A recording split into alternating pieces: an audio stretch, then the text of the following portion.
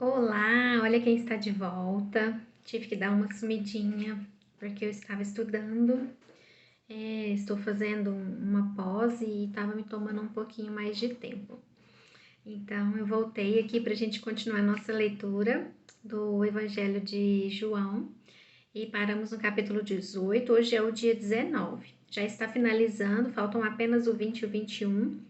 O 21 eu já falei que eu vou ver se eu consigo fazer uma live no Instagram, né? Ao vivo, para a gente ter a participação aí de algumas pessoas. E vamos lá então. Jesus é condenado à crucificação. Então Pilatos mandou açoitar Jesus. Os soldados teceram uma coroa de espinhos e a puseram na cabeça dele. Vestiram-no com uma capa de púrpura. E aqui a gente faz uma pausa, porque lá em Gênesis 3:18, né, quando o pecado surgiu no mundo, né, surgiram também os espinhos, junto com a maldição sobre a criação. Então, aqui demonstra, né, ao colocar essa coroa de espinhos na cabeça de Jesus, que ele estava levando ali com ele, né, toda essa maldição que veio sobre a criação com o pecado, né. E lá em João 3,16 também fala que Deus ama, né, tanto o mundo que enviou Jesus, seu único filho, né? Então, Deus ama a criação. Então, a Bíblia, a gente vai ver até o final dessa leitura, né? Ela é uma narração completa, né, de uma história de amor, né, de Deus pela a humanidade, né? Então, assim, tem a criação, tem ali o pecado, tem o plano de redenção, né? Deus manda Jesus, né?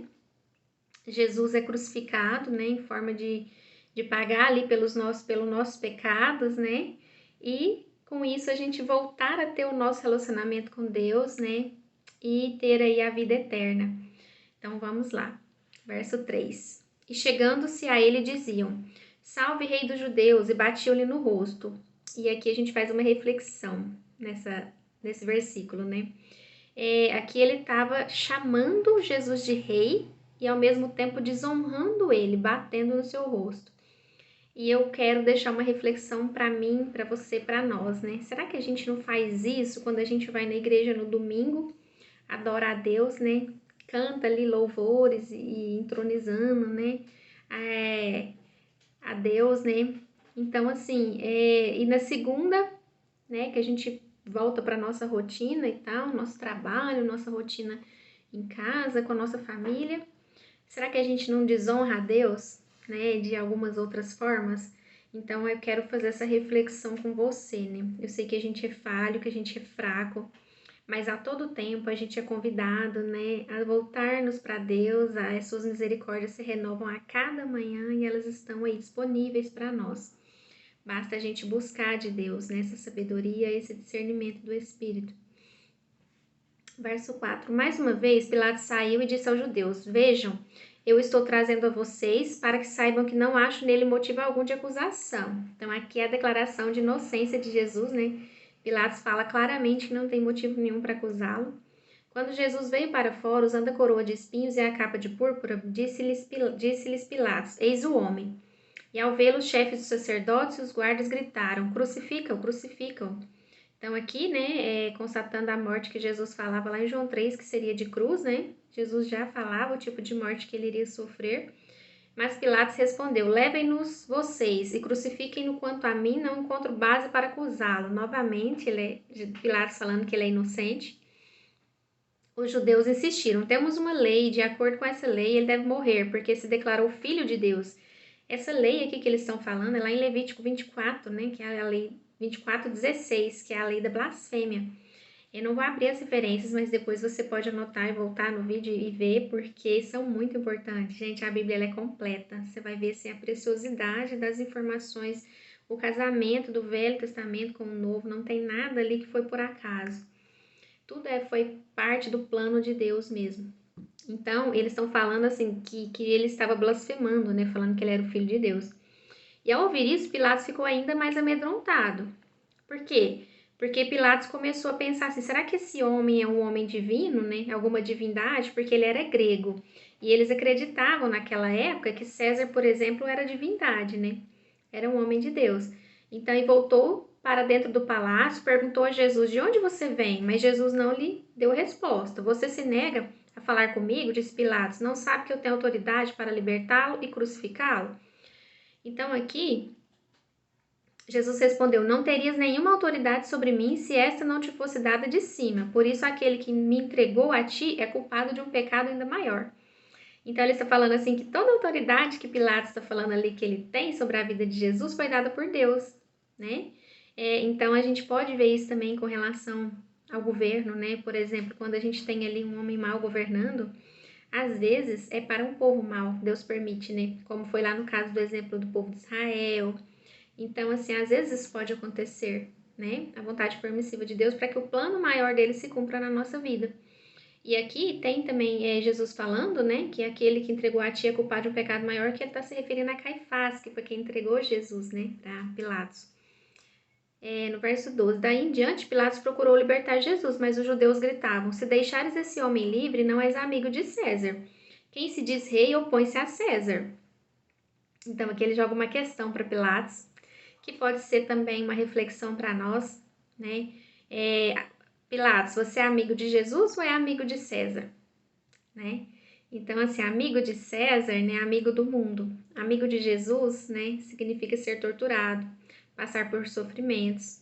É uma guerra de amor e fé. Então, eu te faço essa pergunta para te ajudar na decisão, né? Vamos refletir sobre questionamentos, né? Nessa dúvida. Quem pode nos salvar? Né? Qual a decisão que a gente está tomando dia após dia na nossa vida? A gente está escolhendo César ou Jesus? Então fica essa reflexão para nós também, né? Verso 13. Ao ouvir isso, Pilatos trouxe Jesus para fora e sentou-se na cadeira de juiz, no lugar conhecido como pavimento de pedra, que aramaico era Gábata.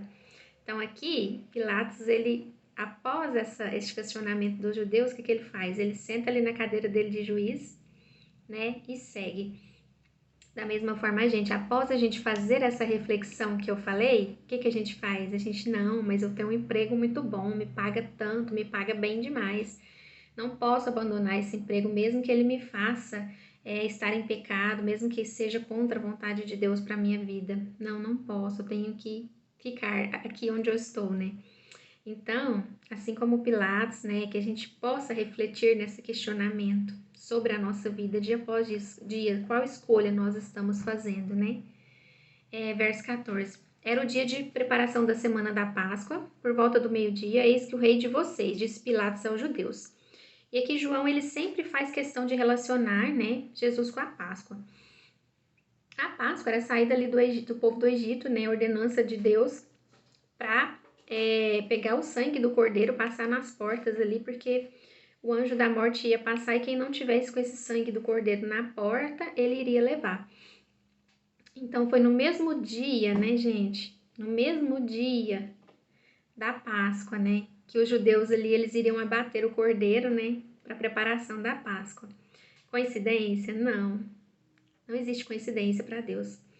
Então aqui, após 3 dias das primícias da plantação, né, após 3 dias ali desse dia, seria oferecido, né, aos sacerdotes as primícias da plantação deles, e após 50 dias seria a festa da colheita, onde eles primeiramente oferecem para Deus ali, né, as primícias da plantação. É como se eles estivessem dizendo: Deus, está aqui, né, a nossa oferta, a primícia, né, da nossa plantação, e nós queremos colher o dobro, o triplo, né, referente a essa quantidade. Então, após 50 dias ali, eles tinham a festa da colheita, também chamada de festa de Pentecoste. E Jesus, ele morre no dia da Páscoa, né, demonstrando que ele é o Cordeiro, e o anjo da morte, ele não entra onde Jesus está, né. Então, assim, o sangue de Jesus, ele toma ali toda a autoridade sobre a nossa vida, né, ele nos oferece ali a vida eterna, né, nos livra da condenação. Então o anjo da morte, ele não pode mais vir sobre a nossa vida, porque nós estamos em Jesus, né, e com isso temos a vida eterna com Deus. E após 3 dias, Jesus ressuscita ali, mostrando, né, que ele é a ressurreição, que ele é ali a primícia, né, a oferta, o sacrifício imaculado, né, o que foi oferecido, e também mostrando também o que a gente vai ver depois, né, na consumação dos séculos, né. que nós teremos essa ressurreição também com corpos glorificados em Deus. Então, após 50 dias ali, o que acontece, né? Não sei se vocês sabem, mas acontece a descida do Espírito Santo, né? Em Pentecostes, onde mais de 3.000 homens são salvos, né? Então, ali a gente tem a demonstração como se fosse a festa da colheita, né? Então, assim, 3.000 homens salvos. Então, a palavra de Deus, ela é completa, ele tem o controle sobre tudo. A Bíblia, ela é um quebra-cabeça gigante que se encaixa perfeitamente do começo ao fim. Então, ali a gente tem que orar e pedir sabedoria e discernimento para Deus, porque a cada dia ele dá uma pecinha para nós. E a gente vai juntando essas pecinhas. E no final a gente vai ter o quebra-cabeça completo. No 15 agora. Mas eles gritaram: Mata, mata, crucifica-o. Devo crucificar o rei de vocês? Perguntou Pilatos. Não temos rei, senão César, responderam os chefes dos sacerdotes. Olha que blasfêmia. Eles falaram que eles não têm rei além de César. Então, para crucificar Jesus, eles colocaram eles odiavam César, queriam tirar César do governo, mas eles falavam que o único rei deles era César, só para Pilatos crucificar Jesus. Finalmente, Pilatos entregou a eles para ser crucificado, então os soldados encarregaram-se de Jesus. Levando a sua própria cruz, ele saiu para o lugar chamado Caveira, que em aramaico é chamado Gólgota. Ali o crucificaram, e com ele 2 outros, um de cada lado de Jesus. Pilatos mandou preparar uma placa e pregá-la na cruz, com a seguinte inscrição: Jesus Nazareno, o rei dos judeus. Muitos dos judeus leram a placa, pois o lugar em que Jesus foi crucificado ficava próximo da cidade. A placa estava escrita em aramaico, latim e grego. Então aqui, né, Pilatos, eles mandavam fazer uma plaquinha, né, na época, para todas as pessoas lá que eram consideradas assassinos, né, que eram mortos pela crucificação, morte de cruz, para esse aqui morreu porque ele era assassino, esse aqui morreu por isso, esse aqui morreu por isso, esse morreu porque roubava. E na de Jesus estava escrito, né, Jesus Nazareno, rei dos judeus. Então aqui, e ela estava escrita em 3 línguas, aramaico, grego e latim, mostrando, né, que Jesus, ele é o rei de todos, né, que ele é um rei também diferenciado, porque é um rei que veio para morrer, para servir e morrer pelos seus servos, né? Geralmente os servos servem o rei. Jesus não, Jesus veio para nos servir e morrer por nós, para nossa salvação. É um reino de ponta cabeça, né, gente? É muito complexo compreender, mas através da nossa conversão do Espírito, buscando em Deus, né, em oração, a gente consegue chegar, assim, um pouquinho perto, não completamente, mas um pouquinho perto desse entendimento. Os chefes dos sacerdotes dos judeus protestaram junto a Pilatos: não escrevas rei dos judeus, mas sim que esse homem se dizia rei dos judeus. E Pilatos respondeu: o que escrevi, escrevi. Então, assim, Pilatos ali, gente, tentando humilhar Jesus e os judeus, né? Ele profetiza. Então, o que Deus faz? Deus é maravilhoso, né? Ninguém pode impedir os planos de Deus, né? Ninguém pode impedir Deus de fazer nada. Os planos de Deus não podem ser frustrados. A Bíblia fala isso. Então, Deus estava usando ali Pilatos, né? Ele achando que ele estava humilhando Jesus e os judeus, e ele estava profetizando que Jesus é o rei dos judeus. Então, todas as coisas cooperam para o bem daqueles que amam a Deus, né? A gente crê também que Deus está no controle de todas as coisas, mesmo quando as coisas não vão conforme a nossa vontade, conforme o nosso desejo. Tendo crucificado Jesus, os soldados tomaram as roupas deles e dividiram em outras partes, para cada um deles, restando a túnica. Esta, porém, era sem costura, tecida numa única peça de alto e baixo. Então, significa que ela era uma peça muito valiosa. Não a rasguemos, disseram uns aos outros, vamos decidir por sorteio quem ficará com ela. Isso aconteceu para que se cumprisse a escritura que diz: dividiram as minhas roupas entre si e tiraram sorte pelas minhas vestes. Foi o que os soldados fizeram. Então, sempre foi tudo sobre Jesus. A Bíblia inteira é uma narração e ela já menciona a vinda de Jesus lá em Gênesis 3,15. Então, sempre foi tudo por Jesus. Perto da cruz, Jesus estavam sua mãe, a irmã dela, Maria, mulher de Clopas, e Maria Madalena. Quando Jesus viu sua mãe e perto dela o discípulo a quem ele amava, disse a sua mãe: aí está o seu filho. Então, quem é esse discípulo, gente, que Jesus amava? João, ele é o único apóstolo ali na cruz, aos pés de Jesus. E por que ele é o único? porque ele é o único que entendeu, que compreendeu o amor de Jesus por ele. Tanto que ele se refere a ele nos textos como o discípulo a quem Jesus amava, porque ele compreendia esse amor, né, por completo. Então, qual que é a única forma da gente ir até o fim com Jesus, né, nos pés do Senhor, perseverar e permanecer com Jesus? É compreender esse amor, é entender o amor de Jesus por nós. A partir do momento que a gente se esforça para compreender esse amor, que é, assim, incompreendível, a gente fica cada vez mais perseverante e permanece em Jesus. Como fala lá em João 15, 29, né? Permanecer em mim, permaneçam em mim e eu em vós. E ao discípulo aí está a sua mãe. Daquela hora em diante, o discípulo a levou para casa, preocupado com a mãe, gente. Ele estava ali morrendo, sofrendo, né? Morrendo aos poucos para a crucificação. Ela matava a pessoa aos poucos. Então, assim, ele ainda preocupado com a mãe. Por quê, gente? Porque essa era a natureza dele. Igual quando você começa a dirigir, no começo você presta atenção ali na marcha que você tá passando, né, mão no volante e tal, tudo certinho. E depois, quando você já tem um tempo de prática, né, que você já acostumou a fazer aquilo todo dia, várias vezes ao dia, o que você faz? A sua mão direita não vê o que a esquerda faz e ninguém vê nem o que os pés estão fazendo. É tudo no automático. Por quê? Porque você faz e nem percebe. Então, quando você tá ali lendo a Bíblia, orando, jejuando, indo na igreja, praticando o amor, amando as pessoas, servindo as pessoas, preocupado com as pessoas, você faz tanto isso que fica automático, você faz e nem percebe, porque aquilo começa a se tornar a sua natureza. E assim era Jesus. E assim nós devemos tentar seguir o exemplo de Jesus. Né? Que Deus dê sabedoria e discernimento aí para nós, para que a gente possa permanecer em Cristo, compreender esse amor dele por nós. Mais tarde, sabendo que tudo estava concluído para que a Escritura cumprisse, Jesus disse: tenho sede. Lá em Salmos 69, né, 21, fala, né, sobre essa referência, depois você vai lá olhar também. Estava ali uma vasilha cheia de vinagre, então embeberam uma esponja nela, colocaram a esponja na ponta de um caniço de sopa e a ergueram até os lábios de Jesus. Lá em Salmos fala que ele teve sede e deram o vinagre para ele beber. E essa palavra sopo, gente, você vai ver ela lá em Êxodo também 12, 22, lá na primeira Páscoa, que foi a mesma coisa que eles fizeram ali quando eles tiraram o sangue do carneiro, né? Eles usaram essa palavra também, então para você ver a exatidão da Bíblia, né? Dessa narração, desse livro, né? Para você compreender a magnitude desse livro, que é vivo.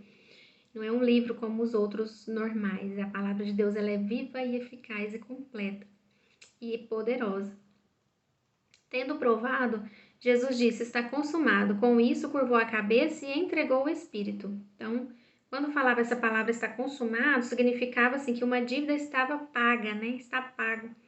Então, ele entregou, né? Então, se ele entregou o seu Espírito, ele deu a sua vida voluntariamente, né? Ninguém tirou a vida de Jesus, ele deu por livre e espontânea vontade. Ele se entregou por nós naquela cruz. E esse era o dia da preparação e o dia seguinte seria sábado especialmente sagrado. Por não quererem que os corpos permanecessem na cruz durante o sábado, os judeus pediram a Pilatos que ordenasse que eles quebrassem as pernas e os corpos fossem retirados, porque as pessoas demoravam muito para morrer ali. Então, quando quebrava ali as pernas, né, é como se houvesse uma hemorragia e aí a pessoa perdia sangue e morria mais rápido. Por conta da Páscoa, eles não queriam aqueles corpos pendurados ali. Vieram então os soldados, quebraram as pernas do primeiro homem que fora crucificado com Jesus, em seguida dos outros. Mas quando chegaram a Jesus, perceberam que ele já estava morto, não lhe quebraram as pernas. Em vez disso, um dos soldados perfurou o lado de Jesus com uma lança e logo saiu sangue e água.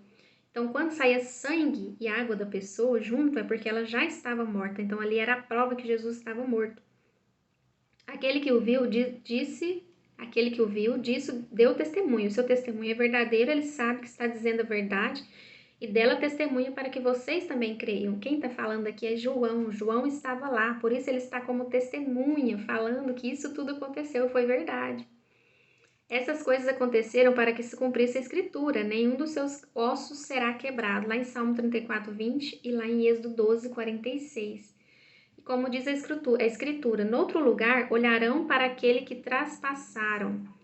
Então aqui Zacarias 12, 10 também, três referências da crucificação. Depois disso, José de Arimateia pediu a Pilatos o corpo de Jesus. José era discípulo de Jesus, mas o era secretamente, porque tinha medo dos judeus. Com a permissão de Pilatos, veio e levou embora o corpo. Gente, será que a gente também não é assim? Igual José de Arimateia, hein? Discípulos de Jesus secreto? É só no secreto, porque a gente tem medo do julgamento das outras pessoas, a gente tem medo de perder o nosso emprego, a gente tem medo de perder ali a nossa fama, a nossa popularidade. Então a gente é ser discípulo de Jesus em secreto, secretamente. Será que não é assim também com a gente, hein? Será? Vamos pensar sobre isso também. Ele estava acompanhado de Nicodemos, aquele que antes tinha visitado Jesus à noite. Então Nicodemos, se vocês lembram, né? A gente falou lá no inicinho de João, Nicodemos foi visitar Jesus à noite, e Nicodemos questionava essa questão do nascer de novo que Jesus falava para ele, né? Então a gente vê que Nicodemos também ele converteu, ele cria em Jesus, né? Ele acreditava. Tomando o corpo de Jesus, os dois o envolveram em faixas de linho, juntamente com especiarias, de acordo com os costumes judaicos de sepultamento. Então, aqui, aqueles, né, que aceitaram cuidar do corpo de Jesus morto, são essas pessoas. No lugar onde Jesus foi crucificado havia um jardim, no jardim um sepulcro novo, onde ninguém jamais fora colocado. Por ser o dia da preparação para os judeus, e visto que o sepulcro ficava perto, colocaram Jesus ali. Então, gente, aqui reforçando no verso 38, né? Onde fala de José de Arimateia e Nicodemos ali, né? Cuidando do corpo morto de Jesus. E essas pessoas, Deus quer pessoas, né, dispostas a cuidar das igrejas, que é o corpo de Cristo, que estão mortas, para que elas possam ressuscitar. Né? Não faz sentido a gente se relacionar com a cabeça que é Cristo e desvalorizar a igreja, que é o corpo de Cristo. Como que a gente ama o cabeça e não ama o corpo? Não existe se amar a cabeça de uma pessoa e não amar o corpo dela. Né? Então, assim, não é opcional ir na igreja, não é uma opção congregar. A gente só experimenta a plenitude de Cristo na nossa vida, na vida da igreja, em igreja, né? Congregando. Então, que a gente possa entender isso. Eu sei que tem muitas igrejas, né, formadas por pessoas despreparadas, onde ferem outras pessoas, né, muitas pessoas feridas, muitas pessoas desanimadas, desacreditadas, mas a gente pode sim buscar uma igreja séria, que viva, né, a palavra de Deus, que preserva pela palavra de Deus, que busca pelo ensino da palavra.